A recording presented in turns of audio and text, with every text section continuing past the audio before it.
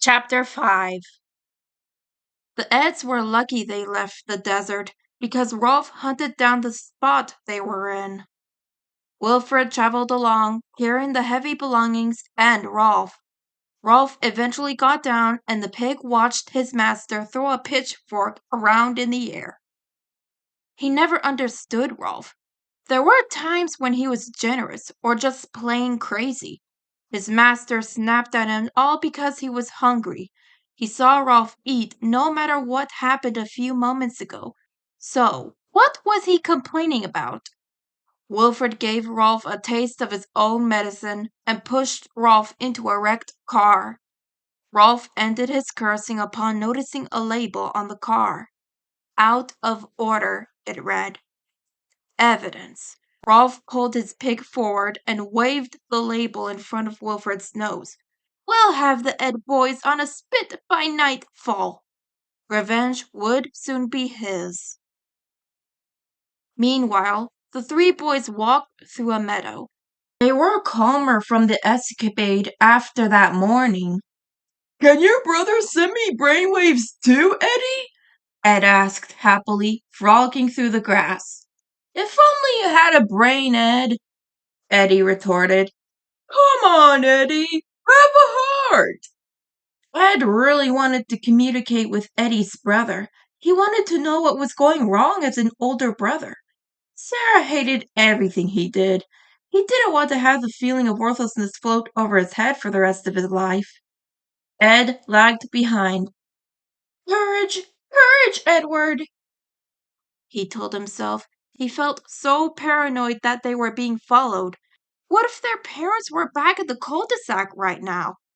There was so much they had to explain. They caused so much destruction over the years that one neighbor had to move out. He later found it was because they felt unsafe. Unsafe? Were they referring to his invention? Ed had been pondering that all summer. He was starting to think that it wasn't true until the latest scam failure this morning. He'd been thinking about what happened in his elementary school a lot. He couldn't tell if it's a sign, if he needed to talk about it or not. Ed came out of his thoughts when he noticed a sign. Private property? Ed gasped. He looked ahead to see Ed and Eddy already walking through the land. Fellows! There was no getting them to come back. It was always useless. Ed took a deep breath. It was time he needed to take a step off the deep end. Slowly, he crossed the entrance. Nothing happened. He quickly shut the gate and ran after his friends. Wait! Stop! We're trespassing! Trespass, smash pass. It's a shortcut, Eddy said. Ed fell into the grass. His heart exploded with pure joy when he saw that the field was home to hundreds of cows. Look, guys! Moo-moo's there! Moo-moo's everywhere! My bro's got a billion cows. A regular stampede of them, Eddy said. Yes, he knew it was a lie, but who would want to know what his brother really did to cows? Your brother's got moo-moos, Eddy? Ed asked, trailing along a group of flies. Ed finally caught up to the both of them. Haven't we poked a prodded fate enough for one day, Eddy? I'm scared, he said on the bridge, jumping out of his skin. Poor little old sockhead. You're so naive. I think you mean naive, Eddy. That too, Eddy laughed, walking ahead of his friends. My big bro would never let anything happen to me, and tell you what, I put a good word for you two. Thank you, Eddy. Your brother certainly is a king, an upstanding and generous human being, Ed said to Eddy. Eddy's heart fell inside him. If only he were any of those things. It didn't even seem like he was a human being because of all the illegal things he did. But there were times when he was generous, giving him advice, passing down scams, and there was the night when he wished him luck when he had to leave. Maybe some of what Ed said would be true. What's our estimated time of arrival to your brother's sanctuary, Eddy? Ed asked. Beats me. I don't know where he lives. Ed stopped dead in his tracks, letting that statement settle into his brain. Pardon? Are you saying all this time you've been leading us to nowhere? Ed said, trying to make Eddy look into his eyes. Nope, I'm taking you to my bro's house, smart guy. You just had to figure out where he lives. Ed grasped his head, feeling his rage boil inside him. Was Eddy being serious? What person wouldn't know where their idolized sibling lived?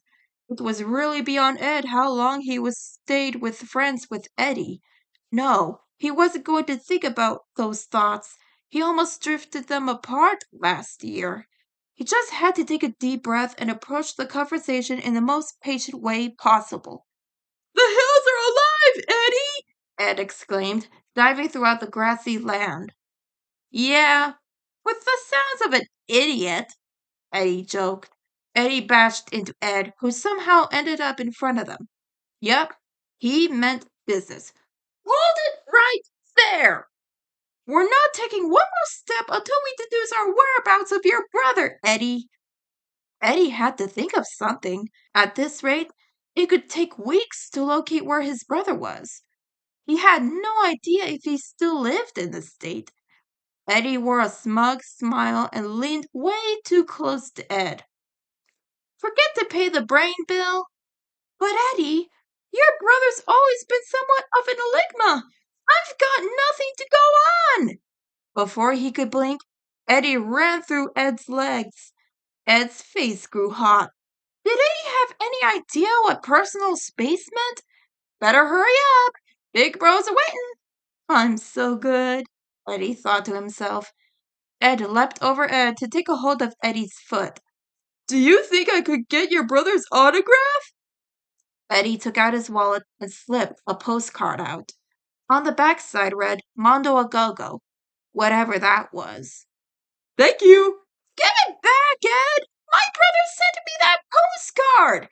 Eddy argued, attacking his friend to the ground. He got this 2 years ago, the last time he ever heard of his brother. Why did he stop writing? When he wrote it, it meant that he had to care about him in some way. An idea popped into Ed's head. He circled around his friend's roughhousing and took the card out of his hand. This could provide the very clue we need. A postmark should lead us directly to... Drat! It's illegible! Ed said, seeing the smeared address. Eddy snatched the postcard back and blew any dust or germs that may cover it. You probably smudged it. Ed wasn't close to giving up yet. He spotted Ed coloring on a cow's udder, and another idea sprouted. May I borrow this, Ed? Thank you, Ed said, without waiting for a response. It didn't bother Ed. His drawing was already finished. He picked up the cow and showed his artwork to Eddy. Look, Eddy! A picture for Eddy's brother! Do you think he'll like it? Eddy stared at the drawing.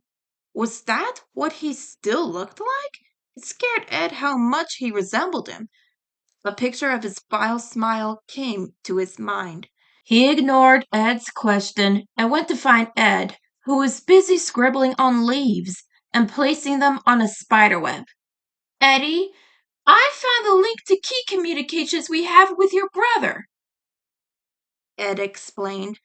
Among those, his shutter some stink bomb recipes, his heinous hot sauces, oh, and my favorite, marvelous misleading treasure maps, together with other condurious collies cons, led me to suspect your brother's quite the jokester. You better believe it. He's the king, baby, Eddy said as he thumped Ed's nose. Ed rolled his eyes and rubbed his nose. Yes, well, where could one groom this intensity to pranks and practical jokes? I've got it! Ed threw his comic book on the web. Pranks and pre-all practical jokes at the Lemon Brook Gag Factory. That's quite a coincidence. Eddy took the magazine to grumble about the Lemon Brook football team, only to have Ed take it back. Before another fight could start, Ed spoke up. That's it, Eddie. Your brother may very well work there. Or, at the very least, be a regular customer. I bet he's there now. Oh boy, oh boy! I forgot what we're doing! Ed yelled, hopping up and down. The Eds took off through the rest of the field. For some reason, Eddie couldn't get the picture of his brother out of his mind. Was he the type to get a job and stick with it? But what did he know? A lot can change in 8 years.